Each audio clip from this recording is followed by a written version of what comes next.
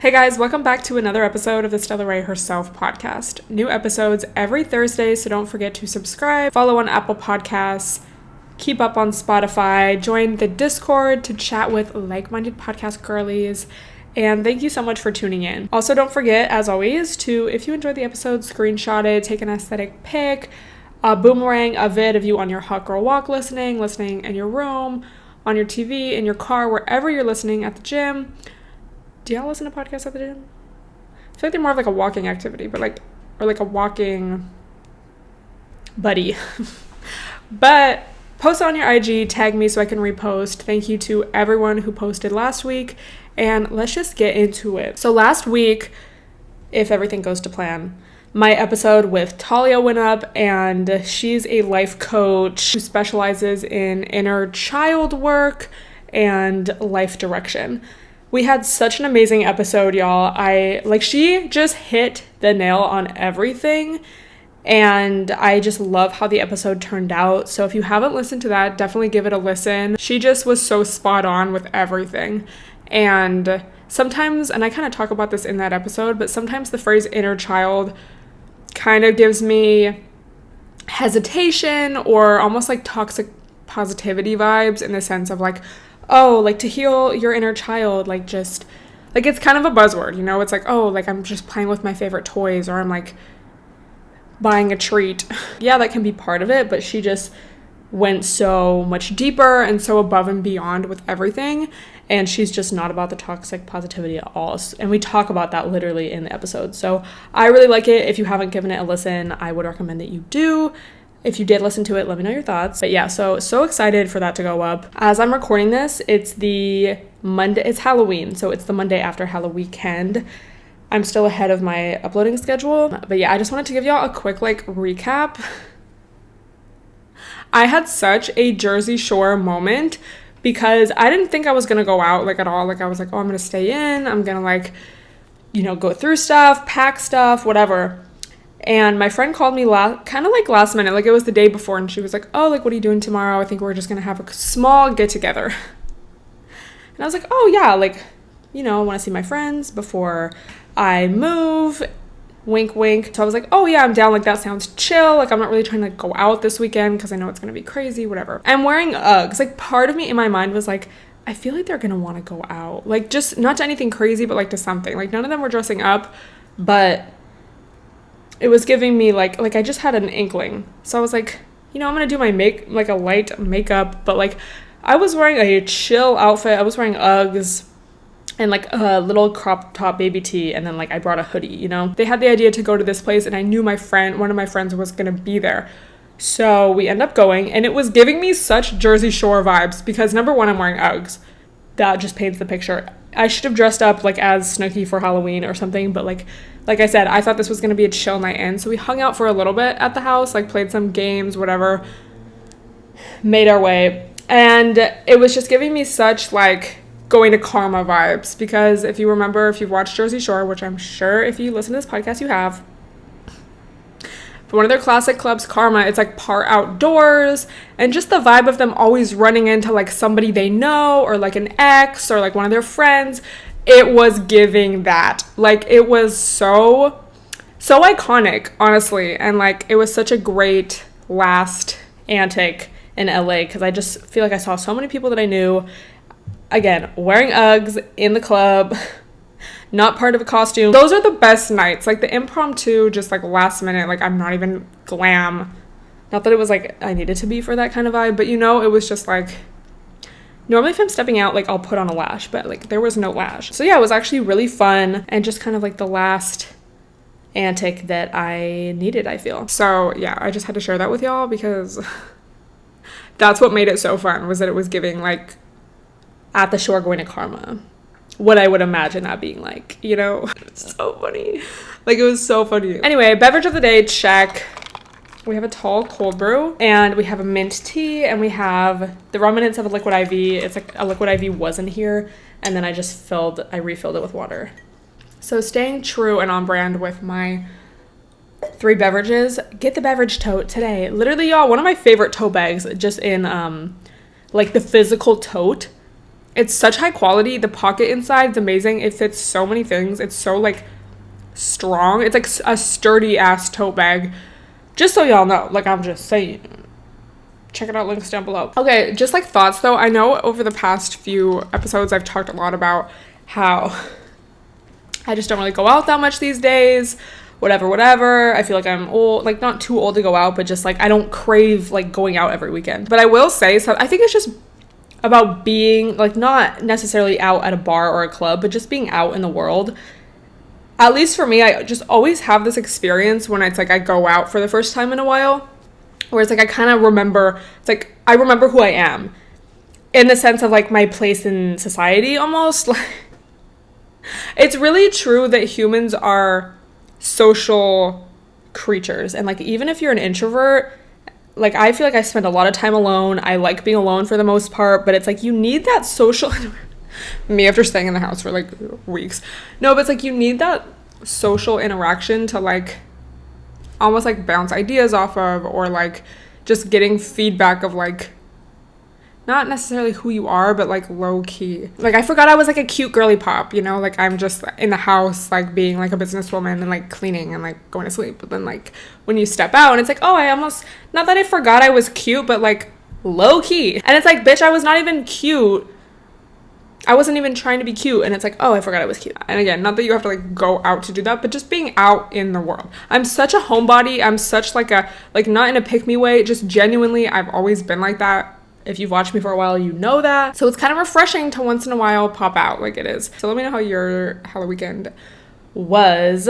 But yeah, so I'm like good for a while. Like, okay, also I just wanted to talk about my nails really quick because I tried these press-ons. Shout out to my friend Brittany. She posted like her, I don't know if she was holding a beverage or something where her nail was in it. And I was like, oh, cute nail, sis. And she was like, oh, they're actually press-ons. She sent me the link. They're like the Kiss press-ons. I'll link them down below if you guys are interested. But one of my main concerns with moving, it's like, when do I officially announce this? I don't know. I don't feel like ready. Yeah, well, I'll make an official announcement soon. Is like, how am I going to get my nails done? And I've kind of been weaning myself off. Like the past few times I've gotten my nails done, like gone to my nail tech, I've literally just gotten a gel manicure. I've been doing short nails pretty much all year. When I was doing acrylic, like I was literally just doing an acrylic overlay on my real nails. So I've kind of been weaning myself off, but I'm like, bro, like I want to learn how to do my own nails. Like there's this brand on TikTok I found, and they have like kits for doing your own gel X, and it looks really easy. So I might try that.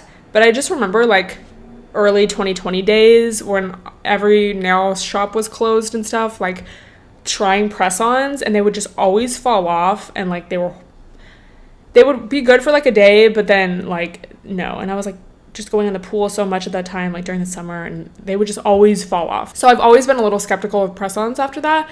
I don't know if it's just like I know more tips of how to do them right, like buffing your nail before, and like I don't know, not getting them wet for like at least 30 minutes or whatever. But these have really been staying, and I really like them. So I got like the little French tip set. I painted my own nails just with regular polish the week before or something, just to kind of like get through. I really like these, and they were so easy to do. They're formulated to stay on. I think that it's like a 7-day guarantee.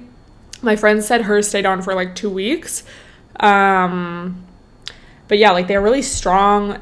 I washed my hair, had no problems. I washed my hair like a couple days after I initially glued them on. But yeah, if you guys want a tutorial or something, like I almost was going to do like a little TikTok or like reel of me doing them, but I was like, okay, it's my first time, so let me actually see how they are. So this will definitely get me through. But yeah, bro, I would just love to be able to do my own nails, because especially these days, the fact that I pretty much only like a nude on my nail, like a very, very sheer pink or like a sheer kind of white. It's like, why am I spending this much on my nails still if what I'm getting is so simple? Like I'm not a designs girl. Like I don't even like getting my nails done. It takes forever. I mean, less time when you're like literally just getting a gel manicure or something, but like anyway, like I like getting my toes done. I feel like that's relaxing because I can still like use my hands, but just not using my hands for that long, it's like, ew, I hate it. and just like saving money. It's like, bro, I should just learn how to do this. So let me know if you've done your own Gel X. I feel like that would be even better. Obviously, the press-ons like last longer. But yeah, this is like a great little just hack. I don't know, like I just never really knew how good they could be. Yeah, and I mean, you literally don't have to do that at all. But I'm just saying for myself, like I just feel so much better when I have my nails done. It's like, thank God. And then when I take like pics and stuff, having my nails cute in them is just like a relief.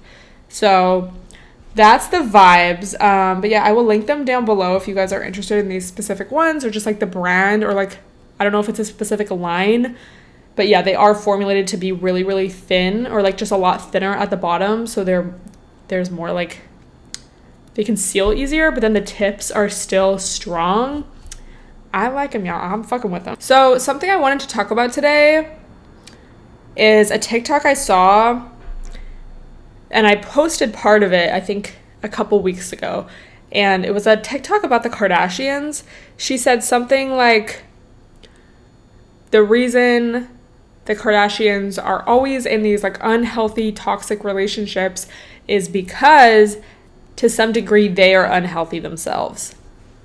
And I had never heard it put that simply before, like not related to the Kardashians. That's like a good example. But I feel like just in general, you know, we don't often hear that kind of, I don't know if you'd consider that advice, but we don't really often hear that perspective, especially when it comes to dating and relationships. I feel like so much, especially since learning more about, I don't know, healing and almost like the psychology of why people are the way that they are, why we are the way that we are. It's just really shocking how much bad advice there is out there, you know, how much toxic positivity there is out there, how much toxic dating advice there is out there. One of the things Tallia said in our podcast that I just really liked and ultimately resonated with is she said something along the lines of, you know, doing the mental work or making mental changes, like saying affirmations or buying a toy for your inner child or things like that. It's like, that's not gonna work when at the core of your emotional being, you have these beliefs like, I'm not worthy of this, or, you know, you're stuck in these patterns of behavior, of thought, and just of beliefs of like, this is how life is, like this is how I get love, this is how I get self-worth, whatever. And a lot of it really does start in childhood, you know, that's where we first formulate our beliefs about the world and how it works and how relationships work.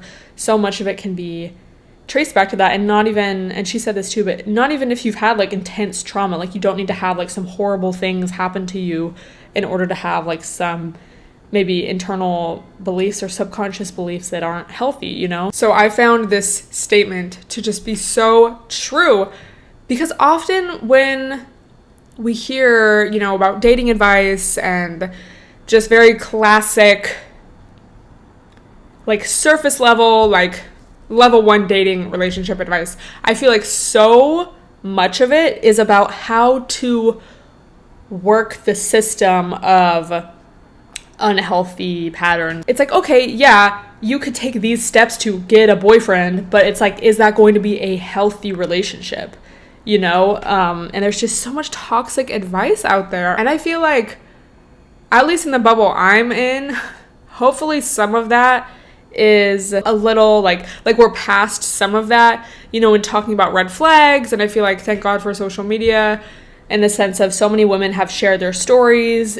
And I feel like a lot of women are like, you know, we're having better standards for ourselves, because I feel like a lot of it is due to the fact that we no longer need a man to like exist or to like live a life. We can earn our own living, and so we don't have to put up with like a toxic, abusive man. But yeah, I feel like a lot of people still have a long ways to go, because it's just so normalized, you know? It's so hard to think of an example of a relationship that is truly healthy and just equal and something that I would want.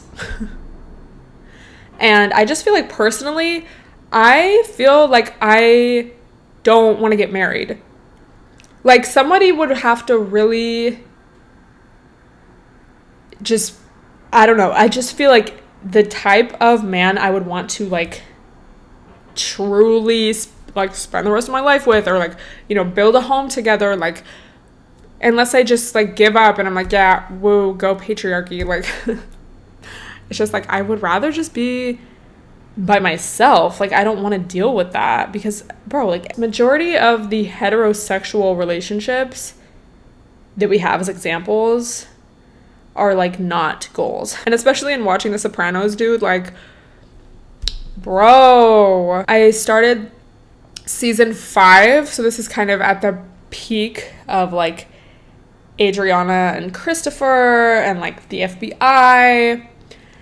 And this whole time I'm just like, bro, she just needs to leave him. Like, he is so horrible to her, and literally, like, physically abusive, emotionally abusive, like, piece of shit.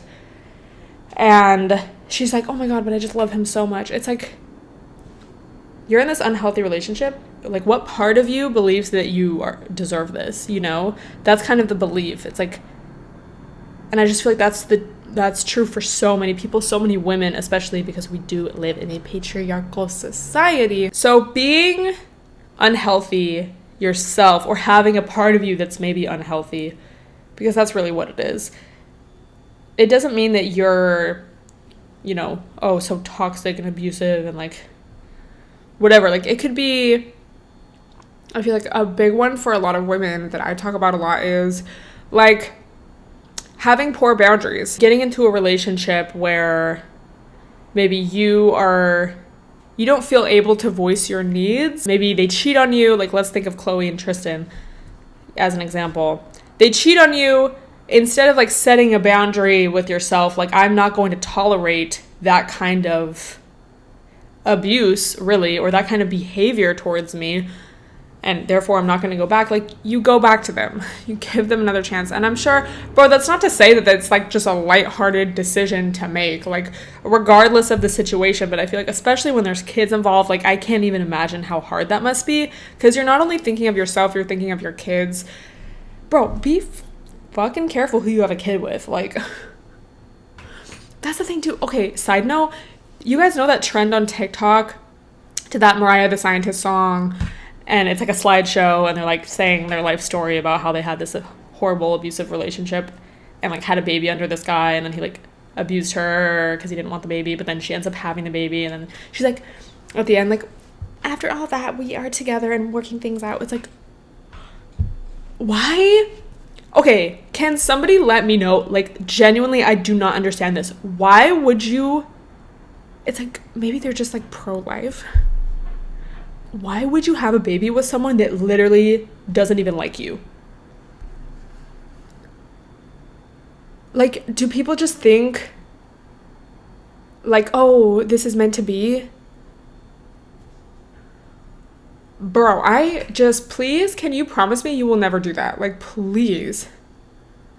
This is why we need healing as a society. As women, you're going to bring another life into this horrible situation. Like, work on yourself. Anyway, some of those are just, like, shocking. Like, I'm like, babe, like, seek help. Like, please, like, I'm begging you at this point. Like, not that I have all the answers, but I think I do know the answer to that one, okay? But yeah, so that's an example. Or, like, I think another example that I read about a lot is, like, when you grow up with, I don't know, your primary caregiver, so that could be either one of your parents or whoever raised you, if their love was conditional, like, oh, I'm only gonna give you love and comfort and nurture you if you know, listen to all my emotions that I dump on you, or if you're only, like, good being, like, oh, just, like, doing what I want you to do, then you're gonna grow up thinking that that's what you need to do in order to receive love. So that's, like, something that needs to be healed. And it's like, yeah, there's nothing, like, wrong with you. Like, at the core of your being, like, you are a whole person. When we have these beliefs, you know, that are so deeply ingrained into our subconscious and, you know, into our belief system, whatever, we're going to think, like, that's why it's so important to like learn about these things, go to therapy if possible. But again, like I always tell y'all, I mean, I've definitely said it before, a great place to start and something that's been so helpful for me is just following a lot of therapists on social media, specifically like IG. You know, there's just so much free information out there. And especially on Instagram, I feel like that's a place a lot of us just are on every day. And it can be a place where, you know, it can be a toxic place. It can be a place where we're comparing ourselves to others, where we see unrealistic expectations, whatever. So it's like, okay, if I'm going to be on this app for this much a day, I might as well have some like positive information on there, something that's actually going to help me, make me realize something, whatever. It's a good place to start because it's very like just broken down into, you know, easy, digestible, I don't know, language and phrases. And it's just like, you don't need to like read this scholarly article about whatever. Like you can just look at this, and a good place to start. Not saying it's like the end all be all, but you know, finding a good therapist is hard. I told y'all, I tried therapy this year for a few months and like, bro, I did not end up having a really good experience. Sorry. So just finding the right fit, like, bro, not that I'm saying don't do it, but it's like, I think just because that idea can be so like hard, I think a lot of people just don't even want to like start. So a good place to start, following some therapists on IG. I wonder what bros have like looked at who I follow on IG and like, because it's a lot of like therapists, astrology pages, meme pages, but like really like girly meme pages, like American Girl dolls, at least I think. Girly pop meme page. It's like, do they look at this as a green flag or a red flag? Because like, I honestly think it's a green flag, but like, you never know. Like, they could be like, this bitch is psychotic. Like, I don't know. Don't really care, but I think it's funny. What's so interesting to me about learning about all of this is that it's just so prevalent everywhere, like in our own lives, but then, you know, with reality stars, with celebrities, you know, just in so many different examples. Fucking watching The Sopranos, thinking about this shit, because it's just like everywhere. And I think a huge part of it is just like we don't live in a society where healthy patterns are normalized, and I was talking about that a couple weeks ago, but it's hard to really like be a good person and to fully heal in a society that doesn't really help us with that. Again, especially as women, or really any category of people that's not a straight white male. You know, not saying they can't have issues either. Patriarchy can be harmful for them as well, but you know what I mean. So that was just a really eye-opening statement for me. I would love to know what you guys think or feel about that. You know, an unhealthy relationship means that part of you is unhealthy. And I find that to be so true. Like, I feel like I keep going on these like sub tangents or like tangents and then like getting back to the point. That's what a podcast is, isn't it? But I feel like for a long time, being real and open, I would get into friendships and then we would like have a falling out. And I feel like what finally stopped that for me, or it made me aware of it, is what I was doing wrong. Because you can look at someone else's behavior all day, or like in a, you know, in a relationship, like, oh, well, he cheated on me, he did this, he did that. But it's like, okay, what initially attracted you to this person? What were the red flags you maybe ignored or weren't even aware of that now we can like look at? At what moments was I going against myself? So, you know, maybe I had a concern, but I was like too scared to bring it up. Oh, I didn't want to disrupt the peace. I didn't want to cause conflict, so I just shut up about it. And especially if you lean towards people pleasing and not speaking up for yourself, which I feel like a lot of women do because that's kind of what we're trained to do, that's often like one of the main problems. And we're kind of just taught in society, you know, like, just shut up. Don't you want to be ladylike, so like don't be a bitch. So I had to learn and realize like, okay, like I'm not speaking up. I'm afraid to have an uncomfortable conversation. I'm afraid of conflict, and that has been the constant in all of these friendships or relationships or falling outs. that was the thing. It's like I can think all day, oh, why did they act like that? Why did this next person, low-key, even though they were a different person, still act like that?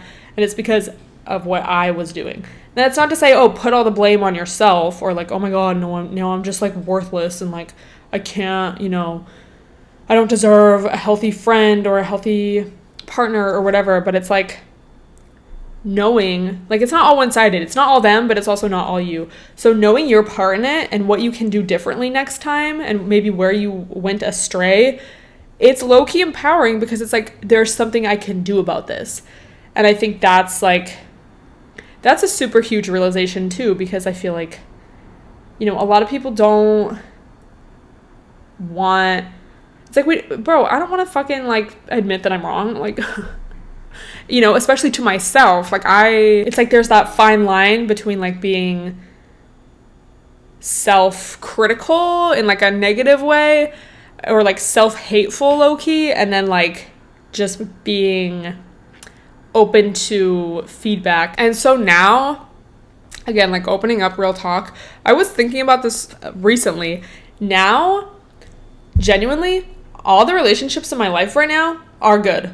Knock on wood. But like, do you ever have a friend that's just like really hard to be around, or maybe they're exhausting you or whatever? And a lot of that, normally, if you're always like feeling like you have to rant about somebody, like vent about maybe vent about somebody, or like you're just always thinking about it, like kind of like it's exhausting you, that's normally a sign that, you need to set a boundary, you need to like speak up about something, you need to do something. And right now I'm just at a point where I don't feel like that about anyone. And it's so refreshing. And so that to me is just very, I guess, empowering, but also, I don't know, it gives me like hope. Like it's like, oh, I was able to do something about this, and it's just a really good feeling. Like I feel proud of myself. So yeah, I know I don't often share like personal stuff like that, but I just was thinking about it recently, and I feel like it just tied to this topic so perfectly. So yeah, and that's why it's good to journal too. I think I was talking about it a couple weeks ago, like, wow, journaling really works. But it's like when you're having those thoughts, like, it's like, especially when you're doing something like, I don't know, going for a walk, going for a run, maybe meditating, like any activity where your thoughts just kind of like taking a shower, where your thoughts are just kind of in your mind, like you're not thinking about anything specifically, or before you go to bed sometimes, you just have those thoughts. Those are the things that are good to write down, because it's usually like the things that your subconscious is thinking about. And if you're always kind of thinking about the same thing or the same person, and it's like not even necessarily bothering you, like obviously if it's bothering you, but like if it's just kind of in a loop, or like you always seem to go to that, when you're just chilling, like again, taking a shower, going on a walk, a run, whatever, those are the things worth writing down, because you can have so many realizations, Anyway, so that was like a lot of tangents around that subject. But yeah, I would love to hear your thoughts on any of that. If you have any experience, or if this was as mind-blowing for you as it was for me. Again, I just never heard it said so clearly and just simply almost.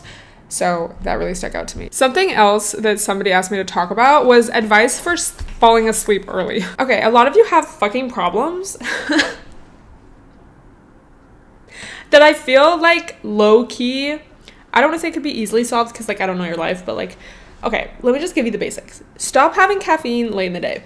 Babe, switch to decaf, whatever. Stop scrolling on TikTok before you go to sleep, if going to sleep is hard for you. I feel like a lot of people, your brains are really loud at night, I mean, sometimes me too, whatever. But I've just always been really good at like going to sleep. Knock on wood. Like I've never, knock on wood. Unless like I'm really stressed out about something, or I go to sleep like too early, or like obviously if I'm sick, whatever, like I can sleep. I've always just been a good sleeper. Thank fuck. So a lot of people, your brains get really loud at night, because that's a time where, you're quiet. It's almost like a meditative state, or like trying to get to that point, but it's like your thoughts are just so loud that you can't fall asleep. And a lot of people just stress out about stuff before they go to sleep, whatever. So scrolling, almost like doom scrolling, is a way to kind of avoid that. I heard something about like, maybe it was like signs of depression. And one of the things was, you know, you have very low energy levels throughout the day because you're kind of constantly in this fight or flight state because your cortisol levels are so high, which is like your stress levels. You feel really fatigued throughout the day, so then you therefore feel like more awake and energetic at night, but then you're often just like thinking, like stressing out because you can't go to sleep, and like it's a bad time. So just checking in with yourself as well, you know. I think something really important to know is that there's something you can do about it, you know. So whether it's just like, oh, I want to start going to sleep earlier, or if it's like a chronic thing, like, oh my God, it's just so hard for me to sleep at night, like I'm so stressed, you know, there's a range of possible reasons why you would want to go to sleep earlier, but then also just like what could be preventing you from not. So just knowing that whatever it is, like there is a solution. So I think just remaining hopeful, making sure I eat enough before I go to sleep. If I'm like a little bit hungry, it's so much harder to go to sleep. So that doesn't mean like eat so much before you go to, like right before you go to sleep. That also doesn't mean, oh, I'm not going to eat for 2 hours before I go to sleep, no matter what. Bitch, if you're hungry, have a little snacky snack, you know? Having a sleepy time tea before bed. I always have a tea before bed. Sometimes it is a specific sleepy time formula. Chamomile tea is very relaxing. Or even just some kind of herbal tea. Sometimes I'll just have a mint tea, whatever, and it's still relaxing. Raw honey also produces natural melatonin. So having some honey in your tea really does help. It really does make you sleepy. Valerian root helps you go to sleep, but that is a little bit stronger. So personally, I wouldn't recommend doing that every day. Like maybe if you just really want to go to sleep. Things like CBD, you know, there's so many calming herbs that can help, like ashwagandha. But again, I wouldn't, especially like CBD, like I wouldn't recommend taking that every night. I think that's why I really like just an herbal tea or a sleepy time tea, because it'll relax me, but it's not something you're going to get dependent on, you know? And then there's just classic, you know, tips and tricks, like not doing work in your bed. You're really only using your bed for sleeping and relaxing, you know, taking a nap, not bringing your laptop into bed. I don't have a TV in my room. I never have. Now as an adult, it's like I don't want that because I want my bedroom and my bed specifically to be a place where I can just fall asleep. Like I don't want to be laying in bed awake watching something, you know, with light that's going to like disrupt my sleep cycles.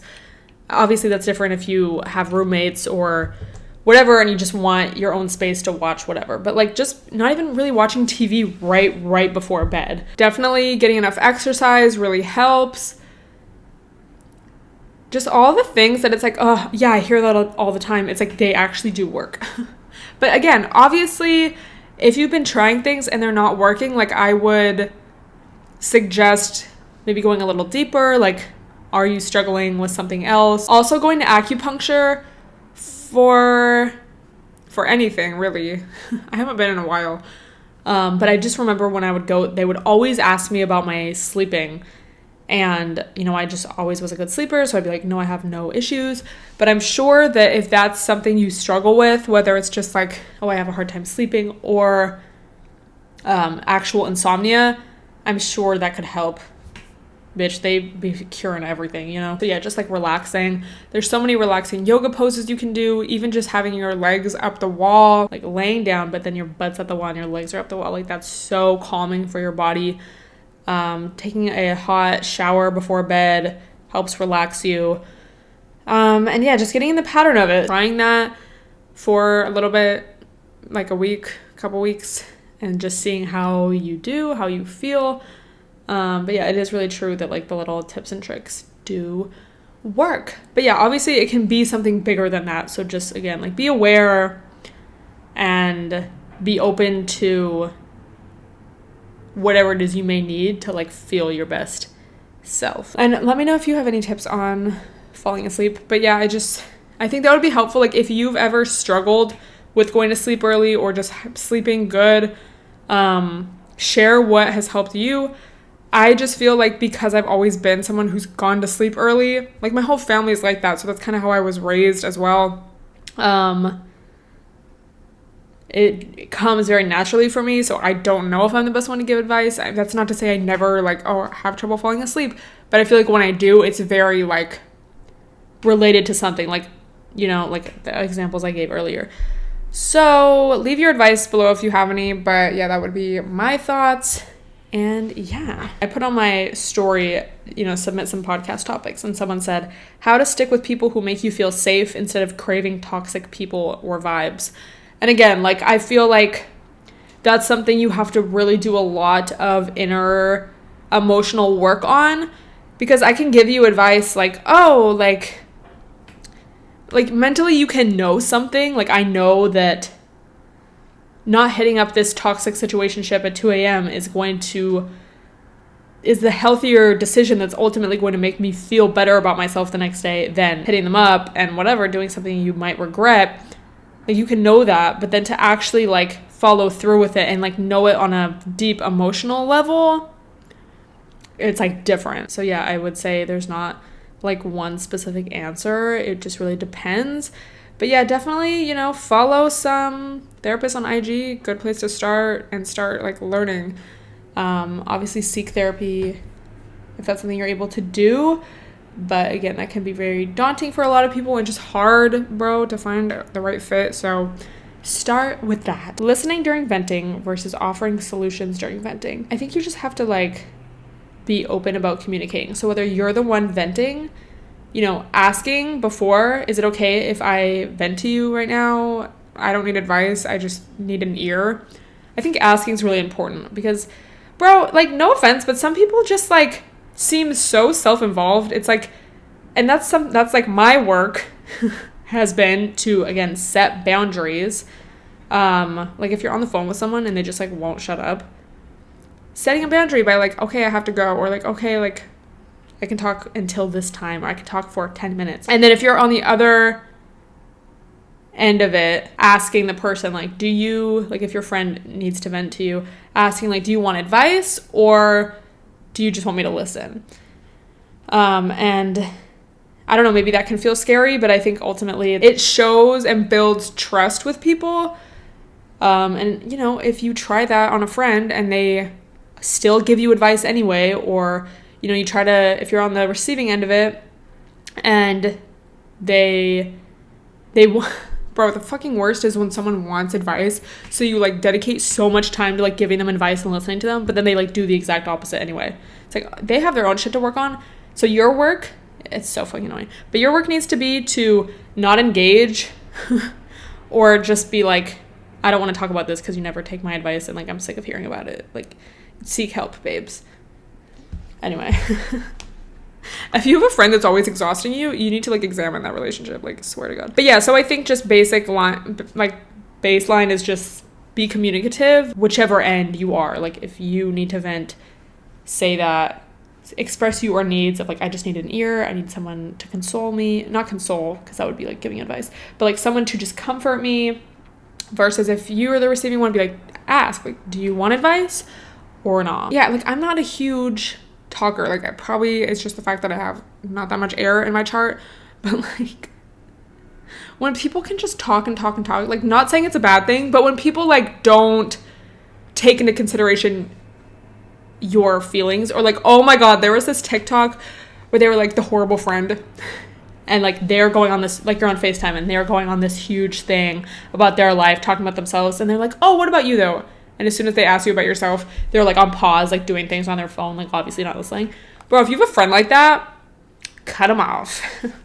I mean, like, you can communicate that it bothers you, but like ultimately, bro, it's just like, but that's the thing too, like someone who's very self-involved, and like, I'm not talking shit about if you're a talker, like that's one thing, but if you're a talker and you're kind of like self-involved, it's like that's your own or their own work as well, not to like diagnose anyone, but I feel like often it's like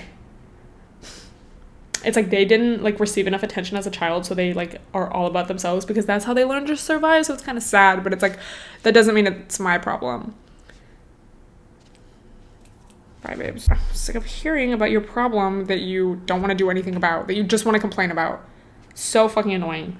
Sorry. Somebody said to talk about green flags. So again, this is why it's so good to follow accounts, like the therapist pages and stuff, because they will do like lists of green flags. So some of them that I can think of from the top of my head is, I think the number one green flag is like, if you have a concern with somebody, are they willing to listen and like make the change necessary? So like, you could be friends with someone or maybe dating someone and like things could be going fine, whatever, and then like you have a problem. Like, I don't know, maybe they said something that kind of hurt your feelings or whatever, like, you know, even if it's something small, whatever. You are hurt or bothered by something.